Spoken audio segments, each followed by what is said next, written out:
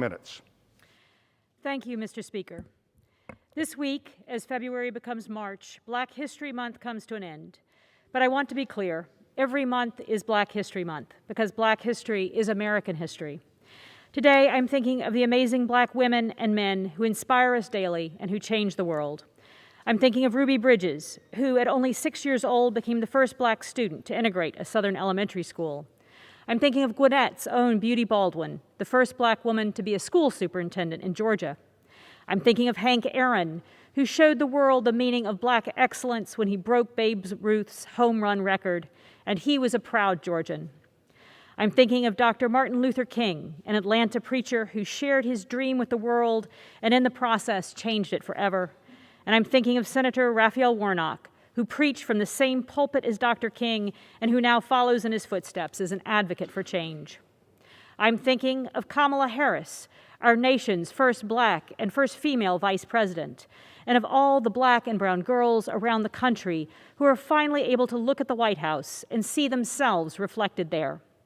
Finally, I'm thinking of our beloved Georgia friend, mentor, and colleague, John Lewis. Congressman Lewis would have turned 81 this weekend. Congressman Lewis spent his life getting into good trouble.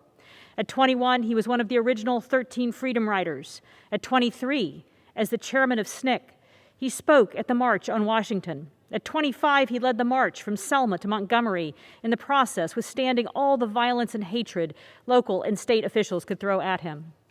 Congressman Lewis went on to serve Atlanta on both the City Council and in Congress for more than 35 years, becoming the conscience of the Congress. The tireless work of heroes like John Lewis pushes me to continue pursuing equitable and just policies. Over the past 2 years, our country has had a much-needed awakening to the systemic inequality people of color face every single day. I promise to continue using my privilege as a member of Congress to try to break down that inequality wherever it is found. In that spirit, I am proud to be co-sponsoring some critical pieces of legislation being considered in Congress. H.R. 1, the For the People Act, a transformational bill that seeks to ensure free and fair elections, easy access to the ballot box, secure, nonpartisan redistricting, and puts people over dark money and special interests in elections. The George Floyd Justice and Policing Act, the first ever bold, comprehensive approach to holding police accountable, changing the culture of law enforcement, and building trust between law enforcement and our communities by addressing systemic racism and biases in order to help save lives.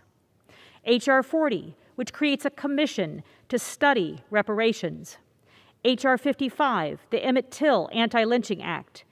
H.R. 959, to address the Black maternal mortality crisis in America.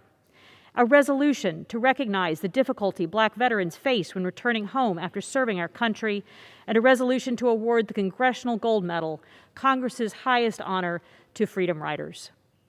And of course, while it hasn't been introduced, you can be certain my name will be one of the first ones signed up to co-sponsor the John Lewis Voting Rights Act, which will restore and modernize portions of the Voting Rights Act scrapped by the Supreme Court.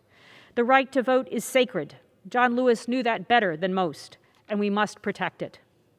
Nor is it enough to sign on to these pieces of legislation and call it a day. Just as Black history should be celebrated every month, every piece of legislation we consider must also be looked at for how it will impact our Black communities.